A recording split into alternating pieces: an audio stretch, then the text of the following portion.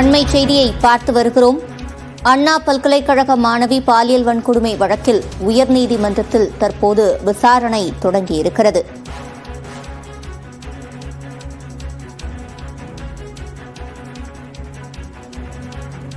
அண்மை செய்தியாக பார்த்து வருகிறோம். அண்ணா பல்கலைக்கழக மாணவி பாலியல் வன்கொடுமை வழக்கில் உயர்நீதிமன்றத்தில் தற்போது விசாரணை தொடங்கியுள்ளது. எல்லா முதல் தகவல் அறிக்கைகளும் இணையதளத்தில் பதிவேற்றம் செய்யப்படுவதாக அரசு தரப்பில் கூறப்பட்டிருக்கிறது.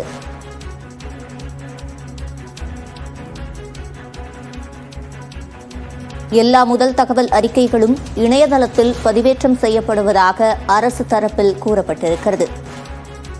அண்ணா பல்கலைக்கழக மாணவி பாலியல் வன்கொடுமை வழக்கை உயர்நீதிமன்றம் தற்போது விசாரித்து வருகிறது. இது தொடர்பான கூடுதல் விவரங்களை செய்தியாளர் அபினேஷிடம் கேட்கலாம். அபினேஷ், முழுமையான விவரங்கள். சிவரஞ்சனி, அண்ணா பல்கலைக்கழகத்துல மாணவி ஒருவர் பாலியல் வன்கொடுமைக்கு உள்ளாக்கப்பட்டதை சிபிஐ விசாரிக்க வேண்டும் என கோரிய மனுக்கள் மீதான விசாரணை இன்றைக்கு 2வது நாளாக சென்னை உயர்நீதிமன்றத்தில் தொடங்கி இருக்கிறது. நீதிபதிகள் SM சுப்பிரமணியம் மற்றும் V லட்சுமி நாராயணன் அமர்வில் இந்த விசாரணை என்பது தொடங்கி நடைபெற்று வருகிறது. முதல் தகவல் அறிக்கை வெளியிட்டது ஞானசேகர் மட்டுமே குற்றவாளி என காவல் ஆணையர் கூறியது குறித்து விளக்கமளிக்க அரசுக்கு நேற்றைய தினம் உயர்நீதிமன்றம் உத்தரவிட்டிருந்த நிலையில மாணவிகள் பாதுகாப்பு, நிர்பயா நிதி செலவிடப்பட்ட விவரங்கள் குறித்து விளக்கமளிக்க அண்ணா பல்கலைக்கழகத்திற்கும் நேற்று சென்னை உயர்நீதிமன்றம் இன்றைக்கு விளக்கம் அளிக்க உத்தரவிடப்பட்டிருந்தது.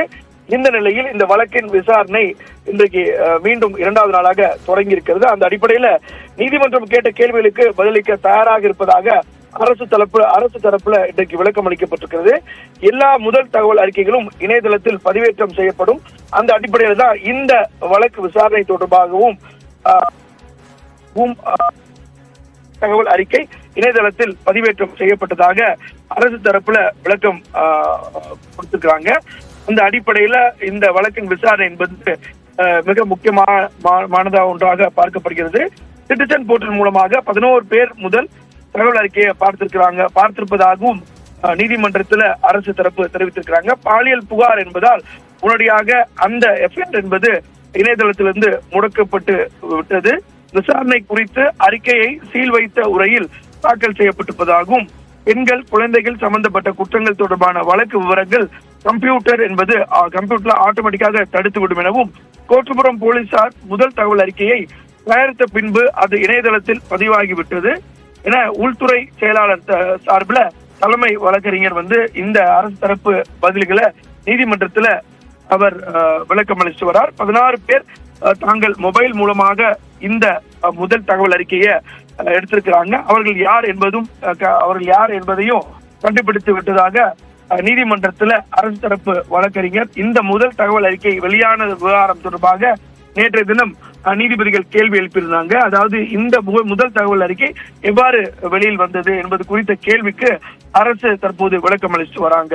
சிவரஞ்சனி, அபினேஷ், இப்ப அனைத்து முதல் தகவல் அறிக்கைகளும் இணையதளத்தில் பதிவேற்றம் செய்யப்படுவதாக அரசு தரப்பில் கூறப்பட்டிருக்கிறது.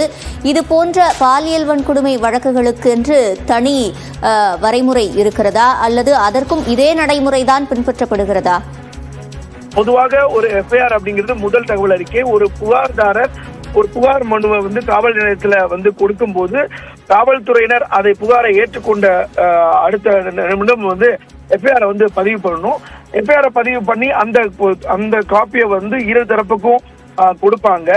எழுத்துப்பூர்வமா எழுதுற அந்த எஃப்ஐஆர் காப்பி. அதே போல இணையதளத்தில் அந்த சிட்டிசன் போர்ட்டல்ல எஃப்ஐஆரும் பதிவேற்றம் செய்வது வழக்கம். ஆனால் இது போன்ற வழக்குகள்ல அந்த அடையாளங்களை மறைக்க வேண்டும் என்பது விதி இருக்கிறது, சிறப்பு விதி இருக்கிறது. குறிப்பாக பெண்கள், குழந்தைகள் இது போன்ற அவர்களுடைய ஐடென்டிட்டியை எந்த வகையிலையும் வெளியிடக்கூடாது. அவர்கள் பெயரோ முகவரியோ அவர்கள் சம்பந்தப்பட்ட எந்தவித ஐடென்டிட்டியும் வெளியிடக்கூடாது அப்படிங்கிறது விதி இருக்கு.